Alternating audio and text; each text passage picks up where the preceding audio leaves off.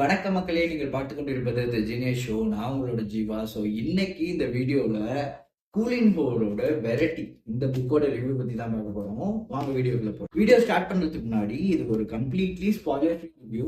இந்த வீடியோ ஃபுல்லாக ஸ்கிப் பண்ணாமல் பார்த்துட்டு இந்த புக்கை படிக்கலாமா வேணாமாங்கிற டிசிஷன் எடுத்துக்கோங்க. நார்மலாக கூலின் போரோட புக்ஸ் எல்லாம் எப்படி இருக்கும் அப்படின்னு சொல்லிட்டு பார்த்தீங்கன்னா, ஒரு பயங்கரமான நெகட்டிவ் ஷேட் இருக்க ஒரு கேரக்டர் இருக்கும்.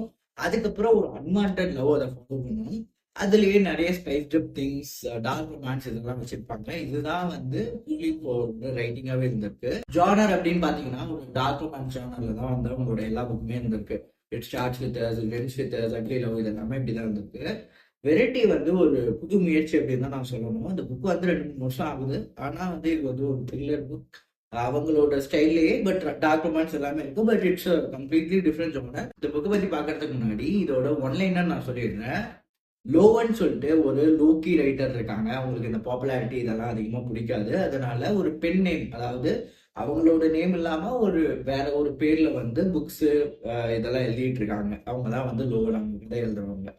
அவங்களுக்கு என்ன ஆகுது அப்படின்னு சொல்லிட்டு பாத்தீங்கன்னா, லாஸ்ட் 1 இயரா வந்து அவங்க எந்த புக்குமே சைன் பண்ணல, எந்த புக்குமே வந்து அவங்க வெளியிடல.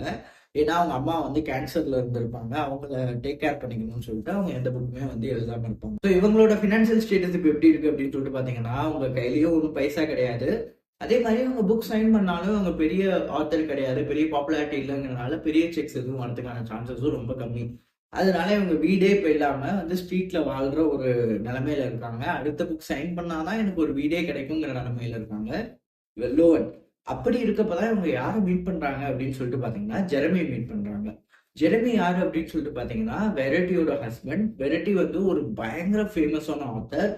ஸோ எக்ஸாக்ட்லி சொல்ல போனா லோவனுக்கு அப்படியே கம்ப்ளீட் ஆப்போசிட். அவங்களுக்கு பாப்புலாரிட்டி ரொம்ப பிடிக்கும், புக் ஃபேர்ஸ் நிறைய நடத்துவாங்க, நிறைய சைனிங்ஸ் பண்ணுவாங்க.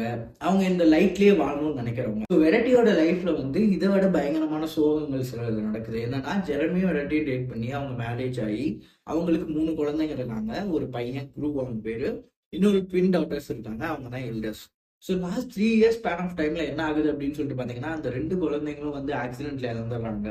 அந்த கேர்ள்ஸ் 2 பேரும். ஒரு பையன் மட்டும் தான் இருக்கான். வெரைட்டி இந்த டிப்ரெஷன்ல போய் ஒரு கார் ரெக்ல வந்து மரத்துல மோதி என்ன ஆயிடுறாங்கன்னா, ஃபுல்லா வந்து கோமா ஸ்டேஜுக்கு போயிடுறாங்க.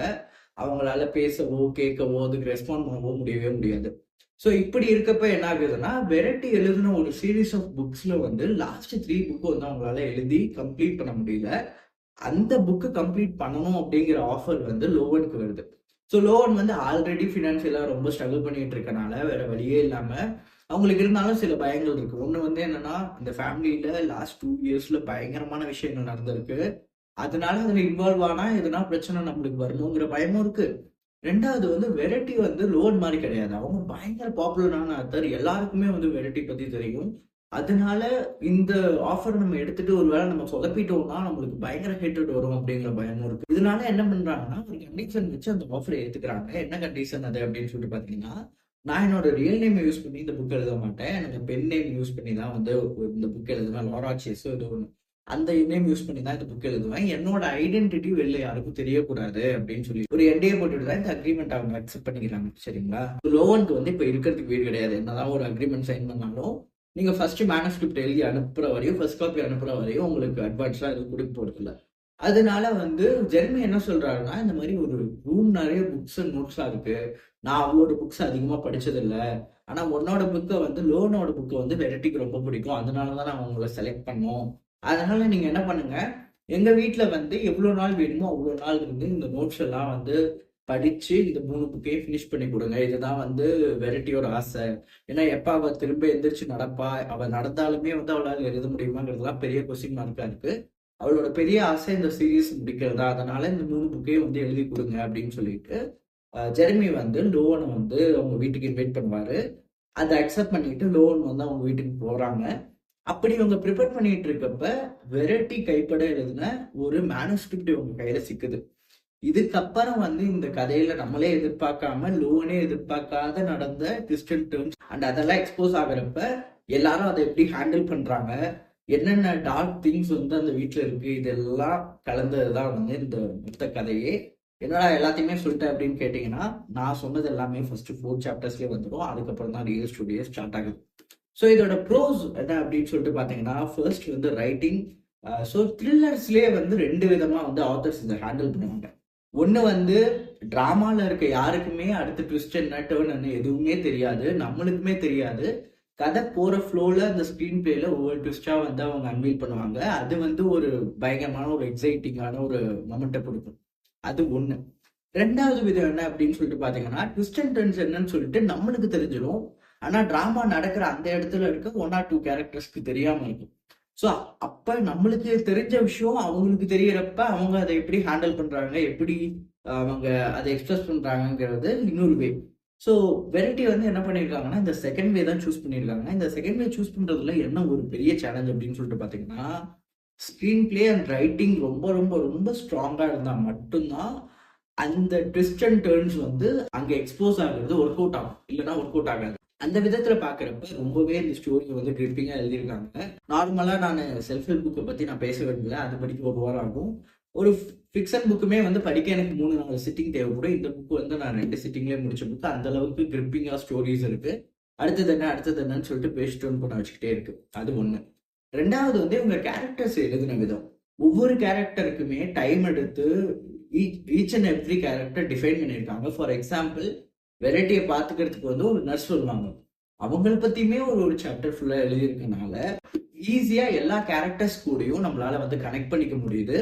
அண்ட் இந்த கனெக்ஷன் இருந்தா மட்டும்தான் அடுத்த ட்விஸ்ட் அண்ட் டர்ன்ஸ் அந்த மிஸ்டரிஸ் இது எல்லாமே ஒர்க் அவுட் ஆகும். ஸோ அது வந்து பயங்கரமாவே பண்ணியிருக்காங்க அப்படின்னு நான் சொல்லுவேன். அண்ட் இது வந்து ஒரு கூலின் ஃபோரோட ஃபேன்ஸ்க்கு ஒரு புதிய எக்ஸ்பீரியன்ஸா இருக்கும். எனக்கு தெரிஞ்சு இது அவங்க எழுதுனதே அவங்க ஃபேன்ஸ்க்காக தான் அப்படின்னு நினைக்கிறேன். ஏன்னா ஃபுல்லா டாக்குமெண்ட்ஸே படிச்சுட்டு இருக்க ஒருத்தவங்களுக்கு அதே சாயல்ல நான் ஒரு மிஸ்ட்ரி த்ரில்லர் நான் கொடுக்குறேன் அப்படிங்கிற ஒரு முயற்சியா கூட இது இருக்கலாம். நீங்க கூலின் ஃபோரோட ஃபேனா இருந்தீங்கன்னா உங்களுக்கு இந்த புக் பிடிக்கிறதுக்கான வாய்ப்புகள் நிறையவே இருக்கு. இதுல என்ன ப்ரோ பிரச்சனை அப்படின்னு சொல்லிட்டு கேட்டீங்கன்னா, ஃபர்ஸ்ட் வந்து இந்த புக்கோட கிளைமேக்ஸுங்க, அது வந்து என்ன கன்வின்ஸ் பண்ணவே இல்லை. செகண்ட் திங், இந்த புக் ரிலீஸ் ஆனப்பவே நிறைய பேர் கழுவி ஊத்துனது இந்த புக்கு ஒரு க்ளோஷர் இல்லை அப்படின்னு சொல்லிட்டு தான். அது உண்மைதான். இது வந்து ஒரு ஓப்பன் எண்டடா விட்டுட்டாங்க. ஸோ ஓப்பன் எண்டடா விட்டது வந்து பிரச்சனை கிடையாது, அது நம்மளை கன்வின்ஸ் பண்ண மாட்டேங்குது. அது ஒண்ணுதான் பிரச்சனை. ஏன்னா இப்ப at the end of the day 2 solution இருக்குன்னா 2 சொல்யூஷனுமே நம்ம இதுதான் இருக்கும் நம்மளை கன்வின்ஸ் பண்ணிக்க முடியவே இல்லை. அதுக்கான ரீசன் வந்து சொல்லிட்டு பாத்தீங்கன்னா, அவ்வளோ ரைட்டிங் ஸ்ட்ராங்கா இருந்துட்டு கடைசியில வந்து நீங்க எதை வேணா எடுத்துக்கோங்கிறப்ப நம்மளுக்கு பெரிய கன்ஃபியூஷன் வரதுக்கான சான்சஸும் இருக்கு. அடுத்தது என்னன்னு பாத்தீங்கன்னா, இந்த கிளீஷி ரைட்டிங். இவங்க கூலின் ஃபோரோட புக்ஸ் நீங்க படிச்சிருந்தீங்கன்னா உங்களுக்கு தெரியும். டார்க் ரொமான்ஸ் இருக்கும், ஒரு அன்வான்ட் லவ் ஒன்று இருக்கும், ஒரு பயங்கர நெகட்டிவ் ஷேடோட ஒரு கேரக்டர் இருக்கும். ஸோ இதே தான் அவங்க நிறைய புக்ஸ்ல வந்து அகைன் அண்ட் அகைன் எழுதிட்டு இருக்கனால அவங்களோட ஒரு 4 புக் படிச்சுட்டு இந்த புக்கை நீங்க படிக்கிறப்ப ஒரு போரிங் திங்கும் இருக்கதான் செய்யுது. என்னடா அதே மாதிரி இருக்கு, அதே டார்க் ரொமான்ஸ் இருக்குங்கிற அந்த ப்ராப்ளமும் இருக்கு. என்னை பொறுத்தவரையும் கேட்டீங்கன்னா, நீங்க ஒரு பிகினரா இருக்கீங்க, நான் இப்பதான் போய் படிக்கவே ஸ்டார்ட் பண்ணேன்னா இந்த புக் வந்து உங்களுக்கு வர்றதுக்கு வாய்ப்புகள் ரொம்ப ரொம்ப அதிகம். நான் நிறைய டாக்குமெண்ட்ஸ் படிச்சிருக்கேன், நிறைய த்ரில்லர்ஸ் படிச்சிருக்கேன் அப்படின்னு சொல்லிட்டீங்கன்னா எனக்கு வந்து இந்த புக்கு ஒரு ஓகே ரகமாக தான் இருக்கும். மற்றபடி பார்த்தீங்கன்னா, இந்த புக்கில் அந்த க்ளோஷர் ஒழுங்காக கொடுத்து நடுவில் வந்து கொஞ்சம் நிறைய லேக் இருக்குங்க. ஏன்னா நான் சொன்ன மாதிரி இந்த புக் எப்படி எழுதியிருப்பாங்கன்னா, ஒரு மேனஸ்கிரிப்ட், ஒரு 3 சாப்டர் ஒரு மேனஸ்கிரிப்ட்னு எழுதியிருப்பாங்க. ரொம்ப த்ரில்லிங், ரொம்ப மிஸ்டீரியஸ், ரொம்ப இன்ட்ரெஸ்டிங் பார்ட் அந்த மேனஸ்கிரிப்ட் தான். அதனால ஒரு மேனஸ்கிரிப்ட் சாப்டர் படிச்சுட்டு அடுத்த சாப்டர் மூவ் ஆகிறதுக்கு நடுவில் இருக்க 3-4 சாப்டர் இருக்கு இல்லையா, அது என்னதான் அவங்க எந்த அளவுக்கு கிரிப்பா எழுதியிருந்தாலுமே கொஞ்சம் லேக் அடிக்கிற மாதிரி தான் இருக்கு. கொஞ்சம் அது டயரிங்காகவும் இருக்கு. ஸோ அதெல்லாம் கொஞ்சம் அவங்க சரி பண்ணி முக்கியமா ஒரு க்ளோஷர் இவங்க இந்த புக்ல கொடுத்துருந்தாங்கன்னா இது ரொம்ப நல்ல புக்னே நான் சொல்லியிருப்பேன். மற்றபடி நீங்க ஒரு தடவை ரீட் பண்ணி பார்க்கணும்னா நீங்க ரீட் பண்ணலாம். ஒரு 2 சிட்டிங்ல ரீட் பண்ண வேண்டிய புக் தான் இது. அதே மாதிரி கூலின் ஃபோரோட இட் எண்ட்ஸ் வித் அஸ் அந்த ரிவ்யூ நம்ம பண்ணியிருக்கோம். ஐ பட்டன்ல கொடுக்குறேன், செக் பண்ணி பாருங்க. அதே மாதிரி வேற எதுனா புக்கோட ரிவ்யூ உங்களுக்கு பண்ணணும்னா சொல்லுங்க, அதையும் நான் பண்றதுக்கு ட்ரை பண்றேன்.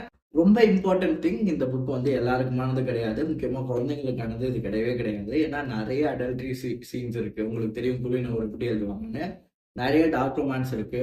ஸோ குழந்தைங்களுக்கு இதை ரெக்கமெண்ட் பண்றதுல அர்த்தமே கிடையாது. அதை மனசுல வச்சுட்டு இந்த புக்கை வந்து நீங்க செலக்ட் பண்ணி படிங்க. That's all guys. இன்னொரு வீடியோல பார்க்கலாம். Bye bye.